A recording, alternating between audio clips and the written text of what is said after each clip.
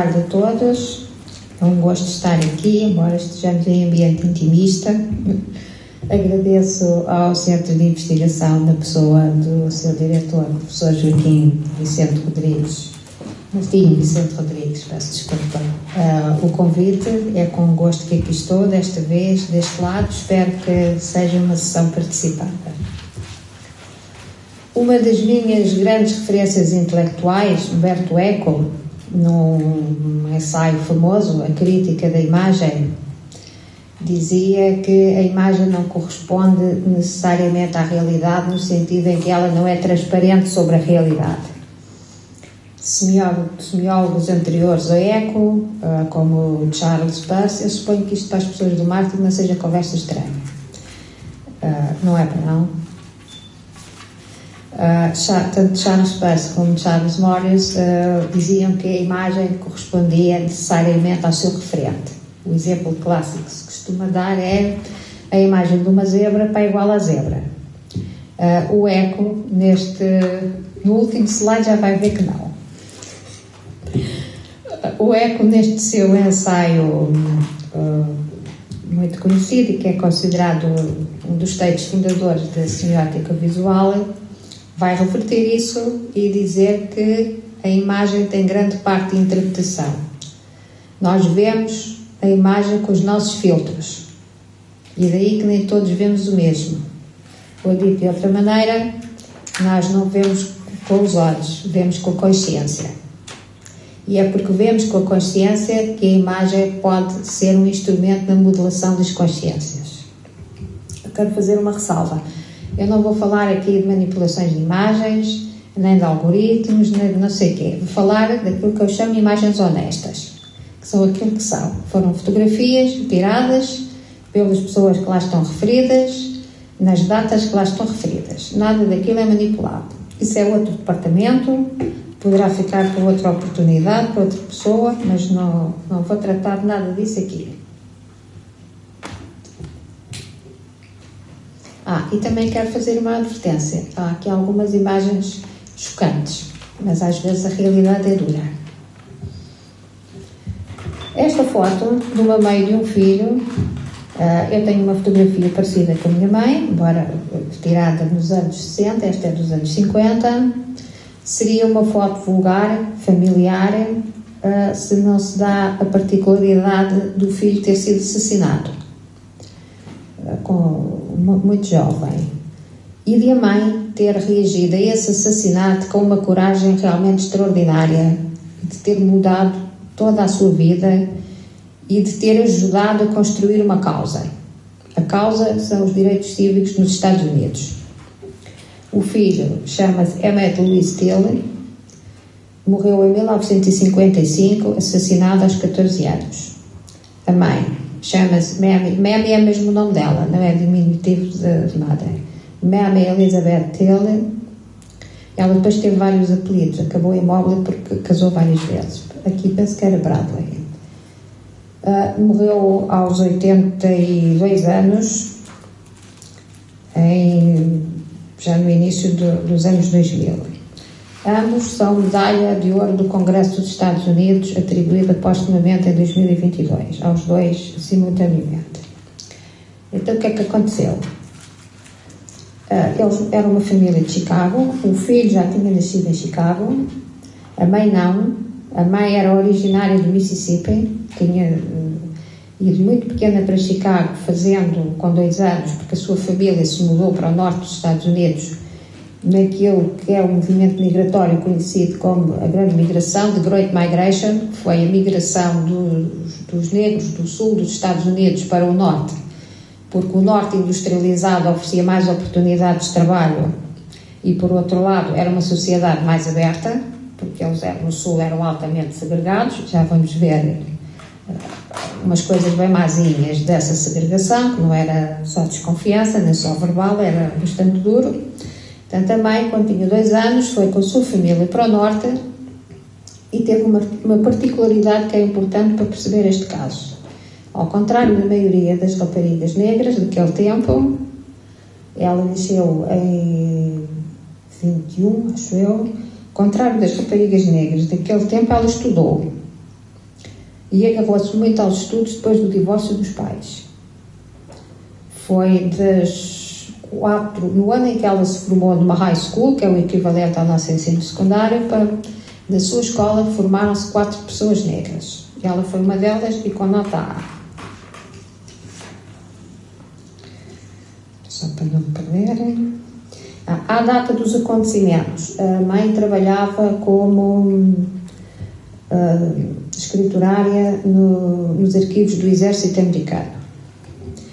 E então aconteceu que no verão de 1955 o Emmett foi visitar uns primos de Mississippi, porque a mãe tinha lá família. E a mãe fez-lhe uma recomendação: olha, tu vais lá para o Mississippi, aquilo é o sul, não tem nada a ver aqui com Chicago, portanto tens que saber que ali, de preferência, não falas com brancos, mesmo que não concordes com o que eles te digam, faz-te conta que não é nada, segues, nunca respondas a um branco. E assim o miúdo lá foi passar uns dias com os primos. Ao terceiro dia de lá estar, uma coisa que correu mal. Foi ele e os primos, estava um dia de calor, isto em agosto de 55, estava um dia de calor e foram comprar umas bebidas numa lojinha que lá havia, é uma cidade pequena, na zona rural do Mississippi. E aí as coisas descarrilaram, porque a moça que lá estava a vender estava sozinha e foi argumentar que o Emmett tinha assobiado para ela, o que no sul dos Estados Unidos, naquele tempo, era bastante complicado. A gente não sabe se assobiou ou se não assobiou. Há uma coisa que é verdade: ele tinha tido poliomielite e tinha ficado com um defeito na fala. E a mãe tinha feito uma terapia da fala caseira, em que, para auxiliar o discurso verbal dele, ensinou a assobiar. Portanto, é muito provável até que o rapaz fosse para dizer alguma coisa e assobiou primeiro, e aquilo foi altamente mal interpretado. O que é certo é que a Caroline Bryant, que morreu de velha, queixou-se ao marido. E o marido juntou o seu irmão e resolveram fazer aquilo que se fazia naqueles tempos, naquele sítio. Foram à casa do tio do miúdo, onde ele estava hospedado. 2 dias depois, chegaram lá de madrugada e quiseram o Emmett. E se não desse o miúdo, ameaçaram matar a família toda. Portanto, eles deixaram-no ir. Continuando aquilo que era costume fazer-se naqueles tempos e naquele sítio, levaram-no lá para um celeiro e deram-lhe uma sova monumental a pontos de... Não sei se ele morreu da sova ou se morreu depois afogado. Atiraram o corpo ao rio. O corpo só foi identificado por um anel, porque ele ficou de tal maneira que o corpo apareceu 4 dias depois. Foi identificado por um anel porque ele ficou de tal maneira desfigurado com a agressão que não era inédito. Até aos anos 50 se faz a ideia de quantas pessoas foram linchadas nos Estados Unidos, sem um número. Eu digo, mas digam lá primeiro, só para ver se vocês têm uma ideia. Mais de 4.000. A maioria pretos. Também havia brancos, mexicanos, a maioria pretos, a maioria homens, mas também houve casos de mulheres e também houve casos de menores de idade, que foi o caso deste. Portanto, isto não era novidade. E normalmente as pessoas, os meliantes safavam-se da mesma maneira que depois estes se vieram a safar. Portanto, até aqui tudo certo como era costume do sítio e dos tempos. Mas a partir do momento em que o corpo chegou a Chicago, a coisa mudou. Porque a Mamie Till resolveu fazer algo que nunca tinha sido feito. Eu quero que todos vejam o que fizeram ao meu bebê. E o que tinham feito ao bebê foi isto. Esta fotografia foi publicada, esta e a seguinte. Portanto, isto é para se ver a outra a seguir. Ela quis o caixão aberto no velório, preparou tudo, e as fotografias saíram na Jet Magazine, que era uma revista muito popular na comunidade negra, e saíram também no Chicago Defender. E porque se estava em Chicago, porque se isto tivesse sido no Sul, tudo se passava em silêncio e no recato, e os funerais eram feitos mais ou menos às escondidas. Mas isto foi em Chicago. A população negra estava mais trabalhava na indústria, não era? Não estavam tão próximos dos seus antepassados escravos, que continuavam a trabalhar no campo, tinham outra visão das coisas, e sobretudo a mãe teve uma coragem extraordinária. Eu vou fazer um parênteses. Eu tenho muita admiração pelas pessoas comuns que têm gestos de coragem extraordinária. Porque qualquer um de nós pode haver alturas na vida em que diz: eu não me fico, vou reagir. E foi isso que qualquer um de nós. Esta senhora não tinha nada para ser uma heroína. Nada. Era uma discreta cidadã americana, estava lá na sua vida. O mais normal seria que tivesse vivido a sua dor em silêncio e ficasse com o desgosto para o resto da vida. Com o desgosto para o resto da vida ela ficou, mas escolheu não viver em silêncio. E é unanimemente aceito que a história dos movimentos cívicos dos Estados Unidos tem na morte do Emmett Till o seu momento fundador. E aquilo que despertou foi esta foto e a outra antes. Porque uma coisa é a gente saber o que aconteceu, outra coisa é estar adiante dos olhos. E aquilo que eles viram, com as suas consciências, não foi 1 miúdo espancado até à morte. Foi 4.000 que tinham sido antes dele. Por isso que a gente vê com consciência. E foi isso que os fez começar a levantar. Rosa Parks, um ano ou 2 depois, naquela famosa cena do autocarro, que se recusou a levantar, disse que tinha pensado no Emmett Till quando decidiu não se levantar. Houve um caminho que foi sendo feito. E quando, muitos anos mais tarde, houve aquele caso do George Floyd, Eu Não Consigo Respirar, que deu origem àquelas cenas de reação muito violenta, o que é que estava na consciência deles? Era o Floyd, era o Till, eram os 4.000 linchados. Nós podemos ver apenas um, mas há outras pessoas que veem outra coisa, exatamente porque a gente vê com a consciência. Essa foto causou uma profunda emoção. Ao funeral dele não foram só pretos como era costume, foram alguns brancos, poucos, mas foram. Que se saiba, foi a primeira vez que isso aconteceu. Só para explicar como é que o caso acabou, lá no sul, no Mississippi. Acabou da maneira que costumava acabar. Eles foram ao julgamento e foram absolvidos. E o júri, que era constituído por 20 brancos, levou 67 minutos para decidir a absolvição, e houve um deles que ainda disse: a gente ainda demorou muito porque tivemos a beber umas coisas frescas. Porque este desplante não era inusitado, este desplante era normal. Depois saíram-se a rir, não é?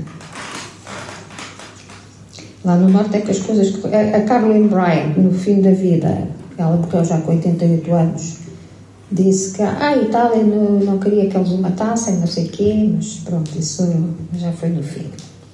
O que é certo é que o mataram. Não era a primeira vez que apareciam fotos de linchamentos. Isto foi o que a Mamie Till disse quando ela teve que decidir o que é que queria fazer. Se ia viver a sua dor em silêncio ou se ia expor. E então eu penso que não há problemas com o inglês lá, porque se houver eu traduzo. Eu não conseguia suportar que as pessoas ficassem horrorizadas com a vista do meu filho, mas por outro lado eu senti que a alternativa era ainda pior. Afinal de contas, tínhamos diante dos nossos olhos que tudo tinha ido demasiado longe. Esta era a feia realidade que tínhamos que enfrentar como nação. Deixem que o mundo veja aquilo que eu vi. E foi esta decisão que ela tomou que mudou toda a sua vida. E que, como vos disse, deu um grande impulso à causa do movimento cívico dos negros americanos. Poderia ter surgido mais tarde, mas o que é certo é que surgiu aqui. Porque estas cenas aconteciam. Isto é de 1935, se não estou em erro. O rapaz que está ali pendurado chamava-se Rubin Stacy, tinha 32 anos, foi linchado na Flórida. Ele estava preso, tinha sido acusado lá de um roubo qualquer, uma coisa assim, uma acusação também muito manhosa, mas o que é certo é que estava preso para ir a julgamento. E lá, o pessoal lá da terra não tem mais nada. Invadem a prisão, trazem-no cá para fora, sovaram e penduraram-no pelo pescoço. Esta foto chegou a ser publicada, não na altura, mas um pouco mais tarde, chegou a ser publicada na Life Magazine. Porque é que a fotografia é importante? Porque ela foi incluída num relatório da NAACP. NAACP é a National Association for the Advancement of Colored People. Os americanos, como sabem, associam-se muito, fazem muito lobby. Eu estou a dizer lobby no sentido honesto. Portanto, cada um defende as suas causas que acham que são justas. Foi incluído no relatório para entregar ao presidente Roosevelt a chamar a atenção que era preciso uma legislação anti-linchamento. Mas eles tiveram azar, porque o Roosevelt pode ter sido um grande presidente da América, mas não estava sensibilizado para essa causa. Este foi outro caso conhecido, este no Mississippi. O rapaz da direita chama-se Roosevelt Towers e o da esquerda Robert McDonald. Estes até foram tirados do tribunal, onde estavam a ser, onde ainda estava a ser feita a acusação de um caso de roubo ao dono de uma loja, que aquilo também. Depois apareceu outro suspeito, depois de eles terem morrido, apareceu outro suspeito e não sei o quê, mas foi lá a multidão, agarrou-os lá uns troncos, um deles, o que está em segundo plano, morreu depois com um tiro na nuca e o outro foi queimado vivo, ele ainda estava vivo na fotografia. E foi a primeira vez que fotos de linchamentos foram publicadas em jornais nacionais. Isto apareceu na Life Magazine, que era uma revista que tinha uma grande circulação, e na Time Magazine. Mais uma vez foi aproveitado pela associação para reivindicar a legislação anti-linchamentos. E essa legislação, de facto, veio a ser feita, mas foi em 2022 já pelo Joe Biden. Portanto, isto vinha a rolar dos anos 30. E essa legislação, os americanos dão nomes às leis. Essa legislação tem um nome, Emmett Till Anti-Lynching Act. Deram o nome do Till à lei.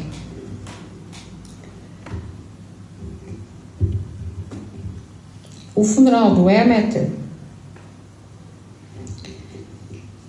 teve uma assistência de 125 mil pessoas, alguns brancos.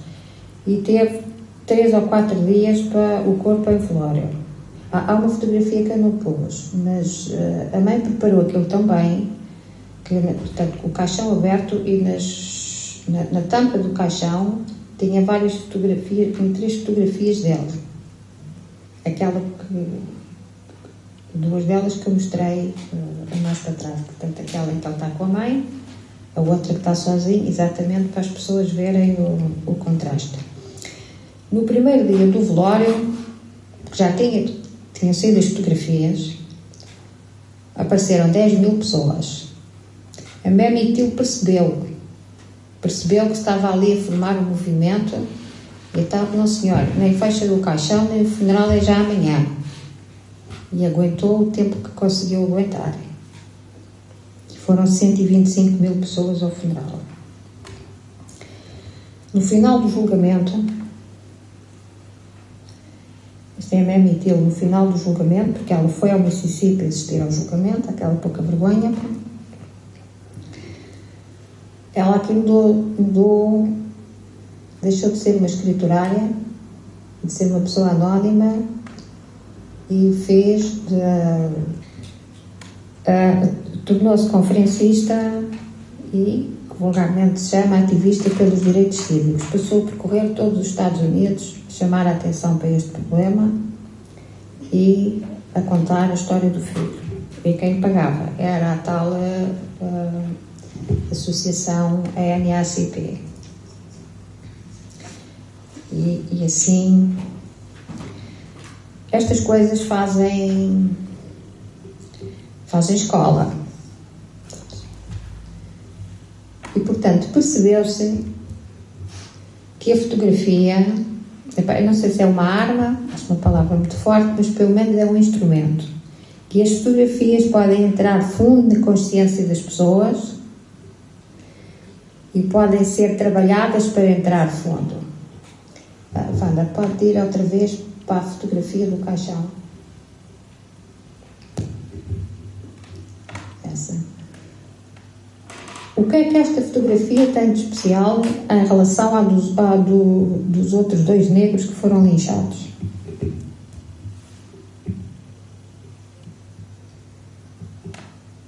Porque ela é muito diferente.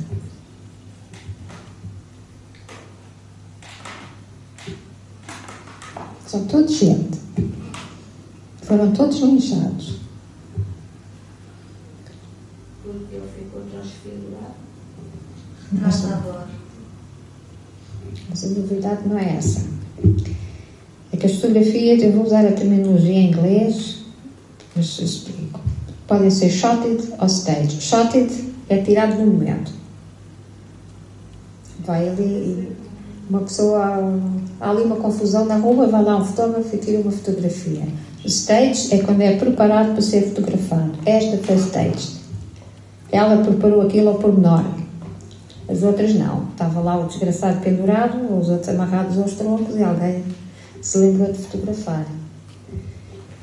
E é porque as fotografias podem entrar fundo nas consciências, que muitas vezes coisas que nós pensamos que são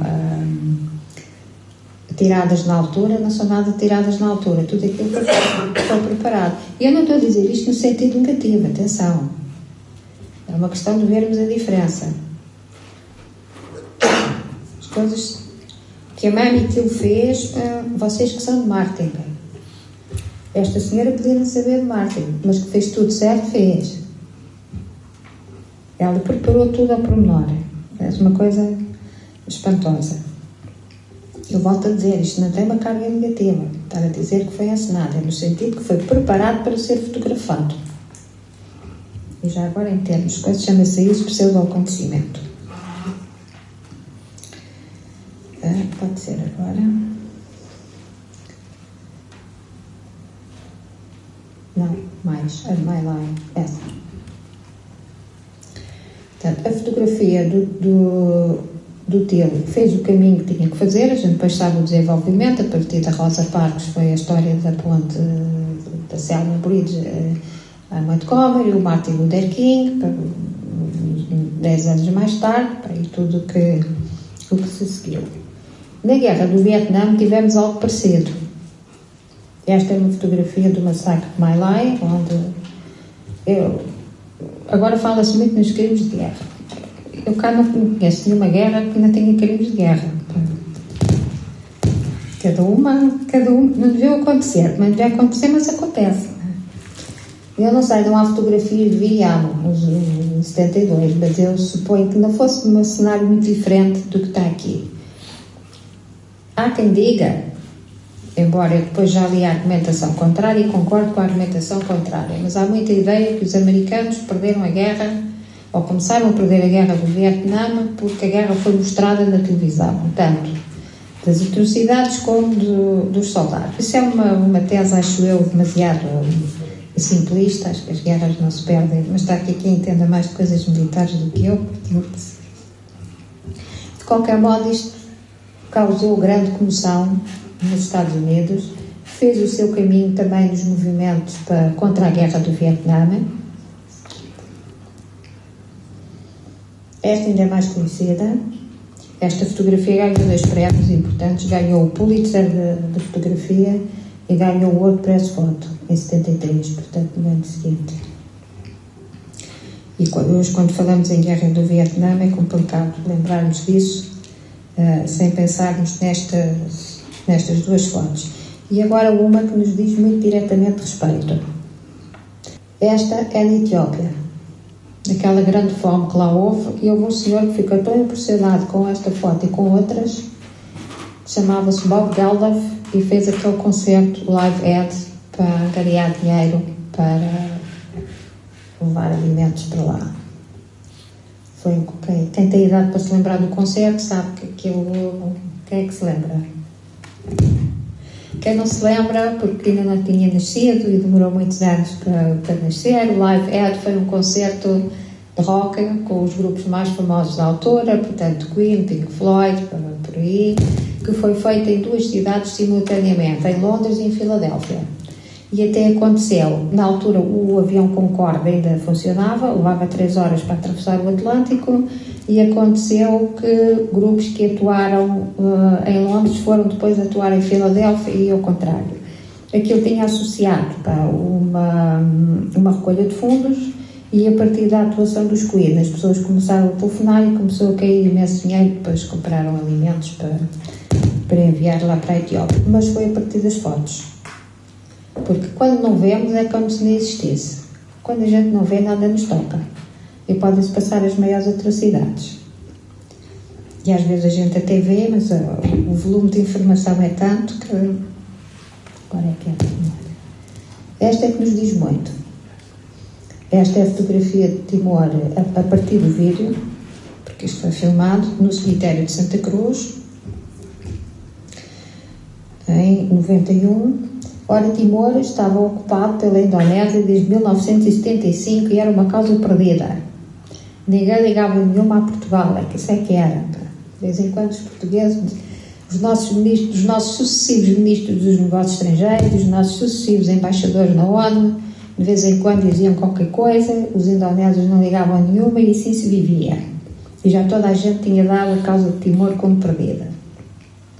Exceto meia dúzia de guerrilheiros lá nas montanhas. Portugal, por uma questão de brio, não podíamos, obviamente, desistir, mas estava completamente fora dos holofotes. Eis num quando um senhor chamado Max Stalin estava no cemitério de Santa Cruz no dia 12 de novembro de 1991 e filmou. E o que é que ele filmou? Filmou o funeral do Sebastião Gomes. O Sebastião Gomes foi um manifestante que tinha morrido lá numas escaramuças, e então juntou-se numas escaramuças com o exército indonésio. Juntou-se imensa gente para assistir ao funeral do Sebastião Gomes. Aqui lá está, e a tropa indonésia lá de vigia ao cemitério. Às tantas, lá alguém começa a gritar Viva Timor, ou alguma coisa parecida, o outro tira uma bandeira da frete e limpa, e a tropa indonésia perdeu a cabeça e matou 300 e tal pessoas dentro do cemitério. E estavam lá 2 jornalistas americanas, que não tiraram fotografias, mas conseguiram testemunhar,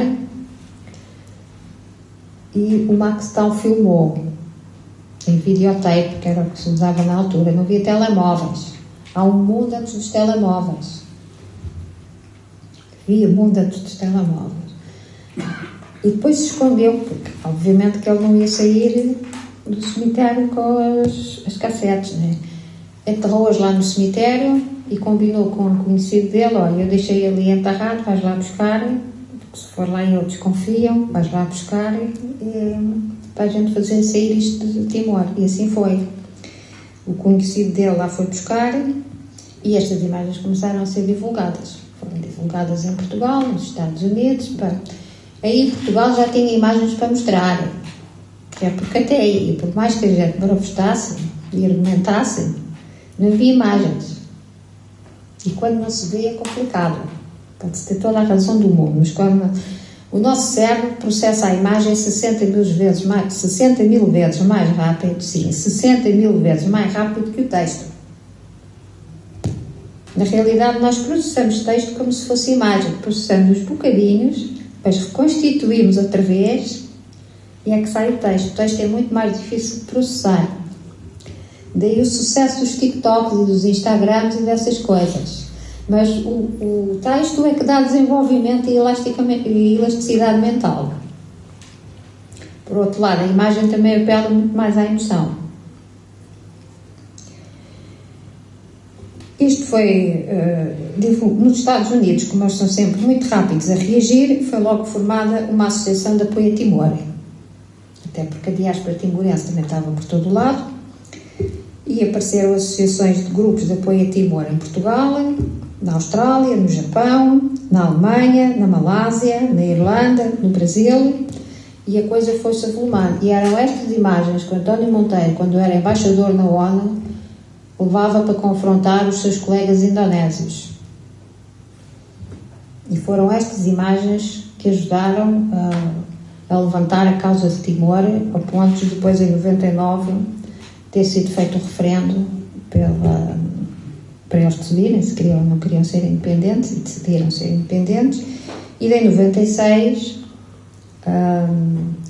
Ximenes Belo e Ramos Horta terem ganho o Nobel da Paz. Aí Timor já estava nos holofotes e não deixou de estar. Mas se não tivesse havido imagens, se calhar ainda lá estavam os indonésios. A famosa fotografia de Alan Kurdi, o pequeno sírio que morreu afogado numa praia turca. Também falava-se de refugiados, mas esta foto foi fundamental para que a causa dos refugiados na Europa tivesse mais atenção. Agora ninguém fala disso, porque as coisas também... Veio uma guerra, esquece as outras. As outras continuam todas a correr. Mas veio agora os israelitas e os americanos atacar o Irão. O resto está para trás, continua tudo a girar, mas pronto. Esta foto causou também grande comoção, causou muita simpatia. Eu lembro-me de ter estado em Madrid, mais ou menos por estes anos. Na fachada da Câmara de Madrid estava um cartaz enorme, Welcome Refugees. Era na altura em que os alemães iam às estações de comboios esperar os refugiados. Foi na altura em que Angela Merkel disse que a Alemanha, só a Alemanha, poderia receber 1 milhão de refugiados, e recebeu, sobretudo sírios, alguns afegãos também. Isso depois veio a causar alguma fricção, mas não é o assunto desta conferência. Esta é a estátua aos refugiados que está na Praça de São Pedro, do Vaticano, e que eu não sei a data exata, mas é porque é posterior àquela que é uma barca, em bronze, uma barca onde vão vários, daqui não dá para ver, mas são vários tipos de pessoas. Vai um judeu à frente e depois os outros todos, representando as várias comunidades que têm andado refugiadas. Chegamos à atualidade. Refiro Vivas, o mais jovem refém do programa de 7 de outubro de 2023, e esta fotografia andou por tudo o que era sítio de comunicação do governo israelita. Inclusive no site da Embaixada em Portugal, publicava imensa, até a confirmação que ele tinha morrido, estrangulado. A fotografia do bebê andava em todo lado.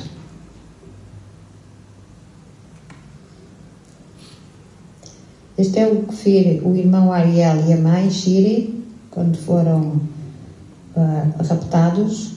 Também foi uma fotografia repetida até à exaustão pelo lado israelita e que causou grande comoção no Estado de Israel. O funeral da família Vivas foi o funeral de todos os reféns mortos, foi o funeral que teve mais gente. Eu vi as imagens, aquilo foi uma coisa impressionante. E também pela maneira como morreram, porque os miúdos foram... O que deu a autópsia foi que os miúdos foram estrangulados e a mãe nem sei bem como é que morreu. Eu penso que toda a gente reconhece isto é Gaza, em 2024.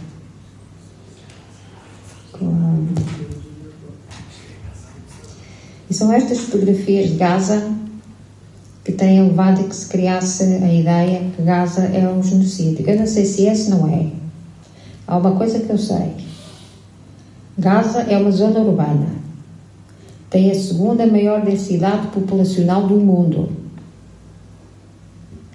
As estruturas militares estão debaixo das estruturas civis. Os combatentes vestem-se de civil. Alguém me explique como é que se faz ali uma guerra, mantendo separado o militar e o civil? Exatamente.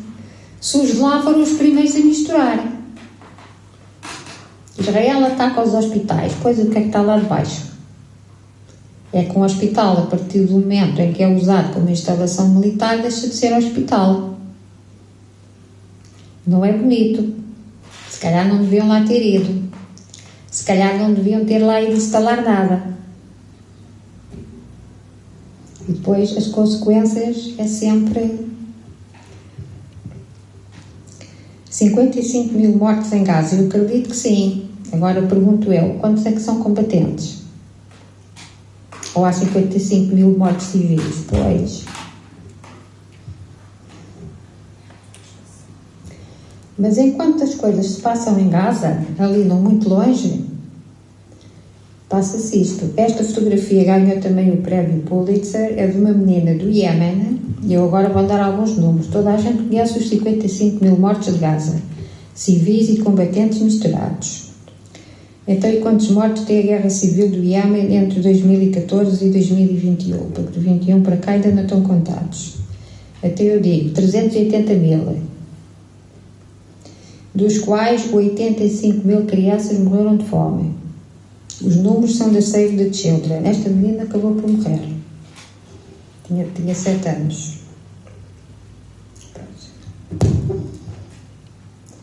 Esta é na Guerra Civil do Sudão. Também continua. A do Iémen continua. E a do Sudão continua. Mas a gente só fala em Gaza. O Sudão, desde 2024, só 150 mil mortos. Crianças mortas por subnutrição, 522 mil. Mas como a gente não tem as fotos do Iémen e do Sudão adiante dos olhos todos os dias, a gente nem sequer sabe. Os números das crianças mortas no Sudão são da Associação de Médicos do Sudão. Suponho que tenha alguma credibilidade, porque isto nos números das baixas, há uma máxima dos militares que é nas guerras a primeira baixa é da verdade, não é? Este é um poema do António Gedeão, de que eu gosto muito. Como António Gedeão é um grande poeta da língua portuguesa, onde vocês podem ver aqui, por favor, e ler. Esta criança esqualida, de riso obsceno e olhares alucinados, nunca apertou nas mãos a fria face pálida, nunca sentiu, na escada, as botas dos soldados, nunca enxagou as lágrimas que aniquilam e esgotam, nunca empalideceu com o metralhar de um tanque, nem rastejou num sótão, nem se chama Anne Frank. Nunca escreveu diário, nem nunca se foi à escola, nem despertou o amor dos editores piedosos, nunca estendeu as mãos em transes dolorosos, a não ser nos primores da técnica da esmola.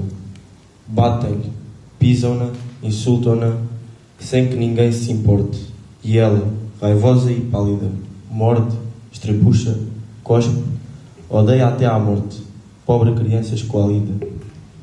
Até no sofrimento é preciso ter sorte. António Gedeão. Obrigada.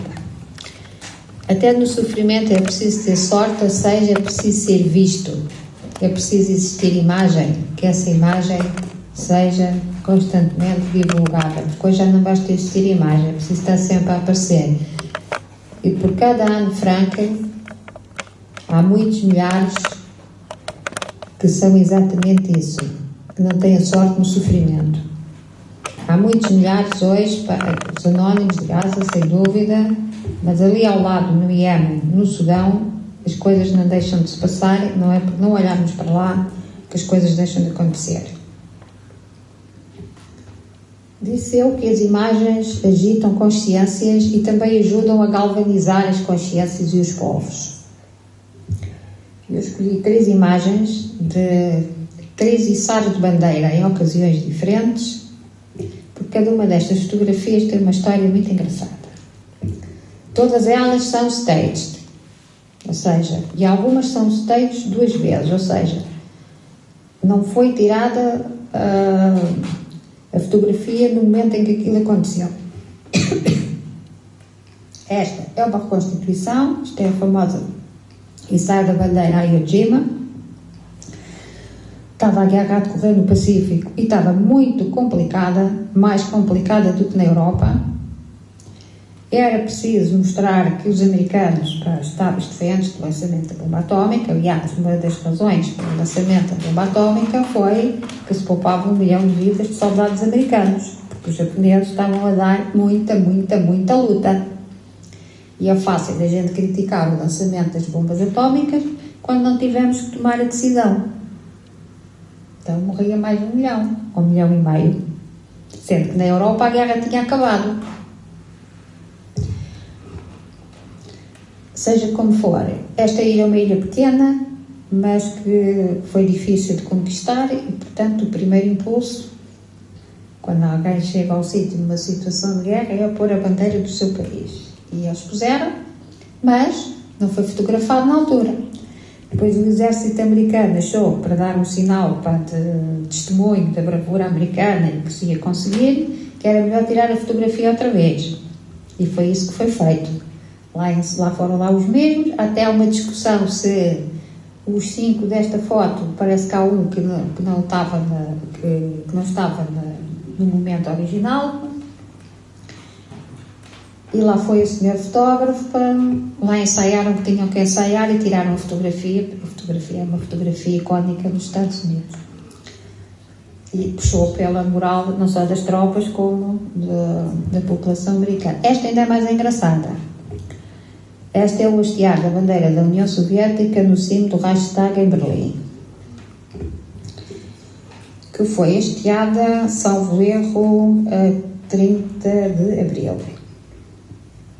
Mas, quando ela foi hasteada, não estava lá ninguém para fotografar. Na altura, as comunicações não eram o que são hoje. O Stalin, tendo tido notícia que finalmente os soviéticos tinham chegado a Berlim, mas não se acreditava muito bem, porque o fase final de uma guerra, tudo de um lado para o outro, diziam, mas já lá estão, mas não estão. O Stalin queria uma prova que, de facto, os soviéticos estavam em Berlim. Até para mostrar aos americanos, porque reza a lenda que houve ali uma disputa. Quem é que ia chegar primeiro a Berlim? E o general Patton terá ficado todo danado, porque dizia que ele conseguia lá chegar, mas o acordo que havia entre eles era que Berlim era para os russos. Pronto. E então tiraram a fotografia outra vez. Os soviéticos são mestres a trabalhar fotografias. De vez em quando tiram alguém, põem, de modo que esta fotografia foi tirada já depois, no início de 2 de maio, porque o momento original tinha sido 30 de abril, e então lá foram eles para o alto do edifício com a bandeira soviética na mão, agitar para tirar a fotografia. O que está cá mais abaixo, não sei se vê daí, mas ele tem 2 relógios nos pulsos, porque entretanto já tinham andado a saquear a cidade dos alemães.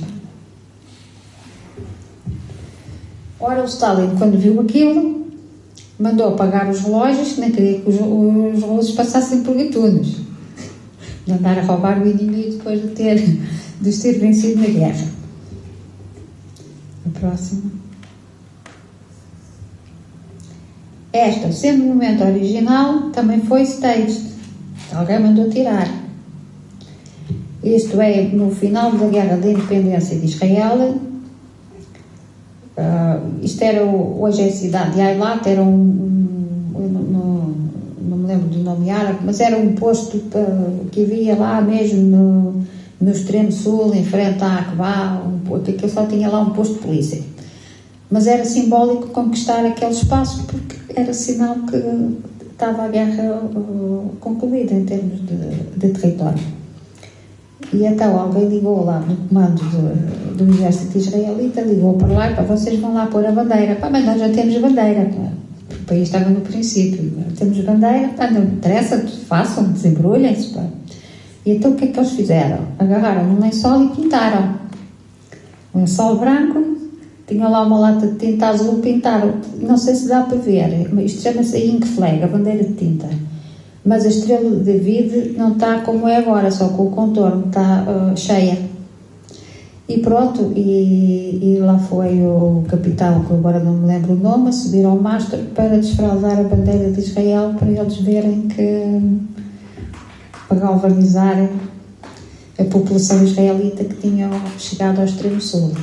E voltando ao eco, por onde comecei, de que a imagem não é transparente sobre a realidade, isto não sendo a fotografia de uma maçã, é um desenho de uma maçã, um desenho conhecido do René Magritte, que diz Ceci n'est pas une pomme. Isto não é uma maçã. Estão de acordo?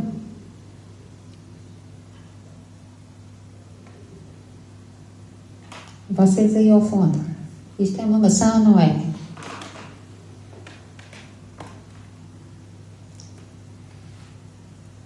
É uma banana? É uma banana. Não. Aquilo não é o outro fruto. Não é uma maçã, porque se fosse uma maçã eu tirava e comia. A imagem não é o seu referente. A imagem é trabalhada e é filtrada. E com isto me fico. Muito obrigada pela vossa atenção.